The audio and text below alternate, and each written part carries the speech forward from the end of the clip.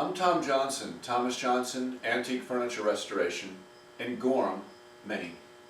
This is a nice little American Empire footstool. It's got a nice needlepoint seat. It's rosewood veneer and it's in pretty good shape. There's just a few things wrong with it. There's chips of veneer missing in various places, and also one of these little decorative curved elements is missing. And the only other thing that's wrong with it is that, especially on this upper part here, the finish is a little bit cracked and alligatored, or you might call it leathering, and I'm going to try to do something about that too.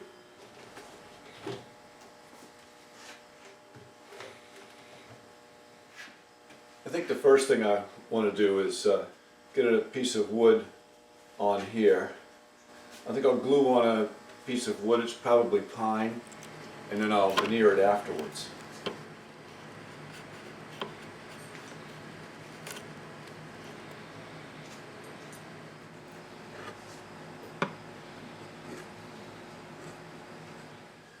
Boy, this wood I'm chiseling appears to be solid rosewood, which is really strange considering it's veneered with rosewood. I've never seen a piece of furniture like this that wasn't made out of pine and then veneered. So anyway, I'm going to go up and look for my veneer, and maybe I'll grab some rosewood while I'm at it. I've got a piece of rosewood here. This is my rosewood veneer. See what I got that looks best. This looks good. I think this is East Indian rosewood, I think, and whatever it is, it looks good. It looks like it will match this, especially for these the small patches I've got to do. But first thing I'm going to do is take this piece and cut out the solid wood that I have to add there.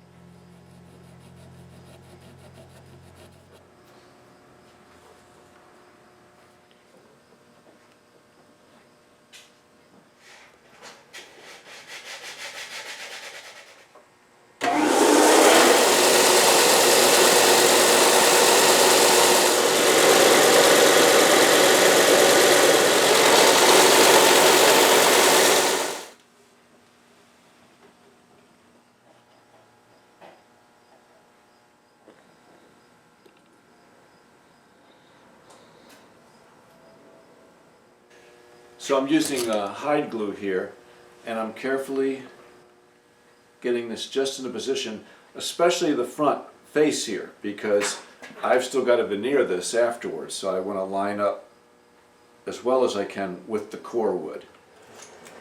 Okay, I've let this dry overnight. Now I can start with my veneer patches. I'm going to start by veneering this, and then I'll move on to all the missing places.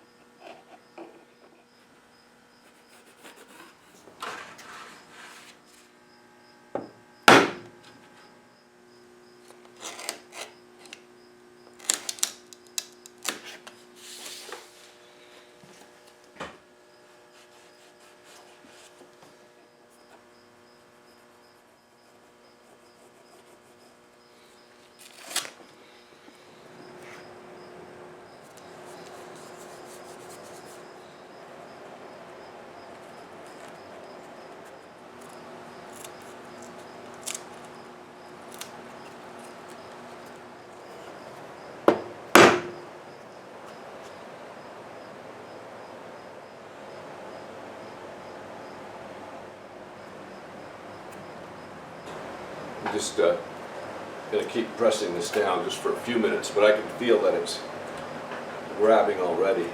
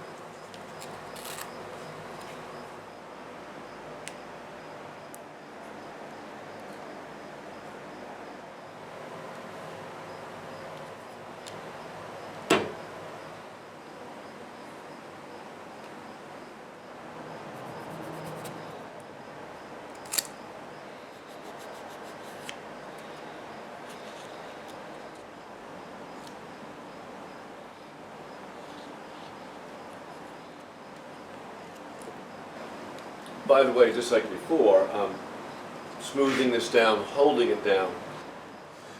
This is hide glue I'm using, and it'll grab fairly quickly.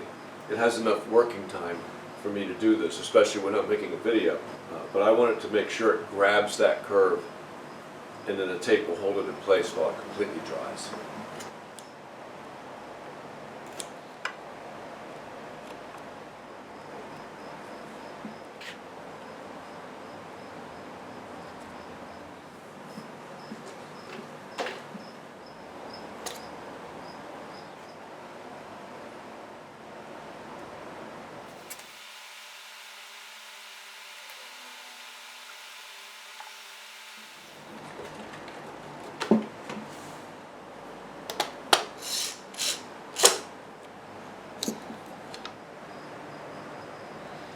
All right, I've left these clamps on overnight. Let's in a tape. Let's see what we got.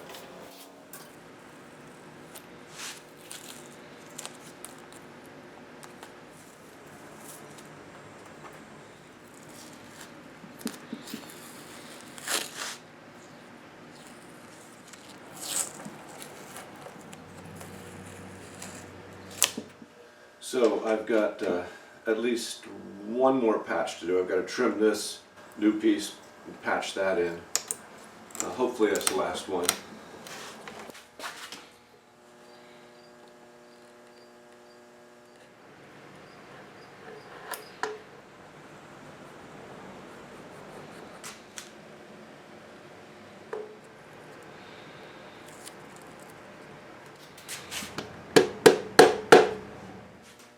As I pull each piece of tape off my patches, they're down pretty good. I can see right away there's a little gap here in my seam. So I'm just going to go, as I take the tape off, I'm going to go around and use a little Famo wood putty and go around the edges. I don't want to find out during the finishing process that I have a gap somewhere.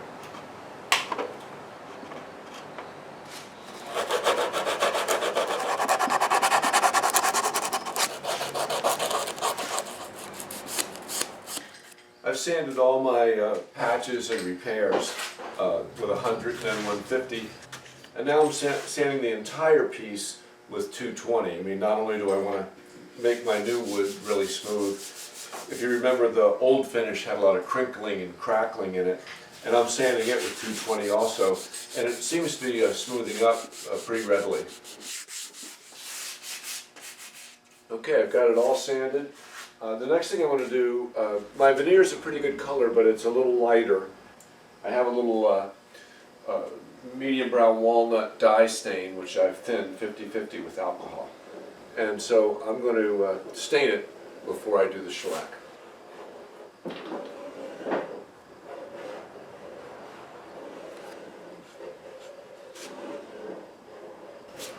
Alright, I've let the stain dry for a couple hours now, and I'll brush on a coat of shellac.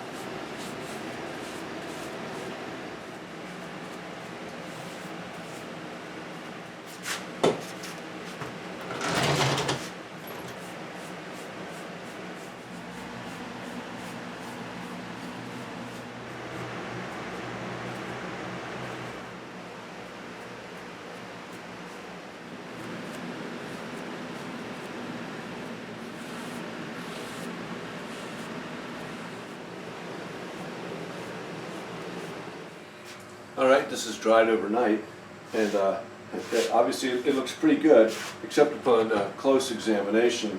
The coat I brushed on needs to be smoothed out, but it will be, and polished. But my new patches, they look great color-wise, but they've absorbed, a bit of shellac. I'm going to sand my patch areas with 500, and I think just use the aerosol to spot spray them, build up a little more finish. Patches are they're a good color, but they're still a little light. So after this coat dries, I'll do a little taping off and just a little bit of toning on those patches, and then a couple more coats of aerosol shellac. Now I'm using a perfect brown toner on these, because you always have to remember, if anything, you want your repairs to be a little less red than the rest of the piece.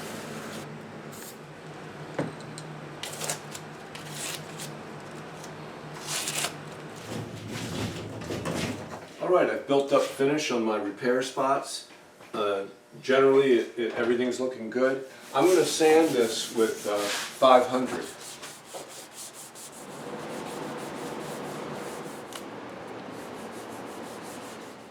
And then I'm going to rub it out with 4/0 steel wool.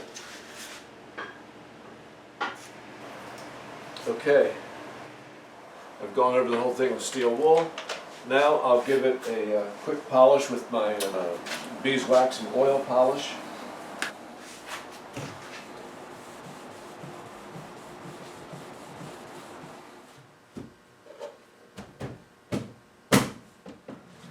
So there we go. It's a nice little American Empire footstool, like 1830, 1840.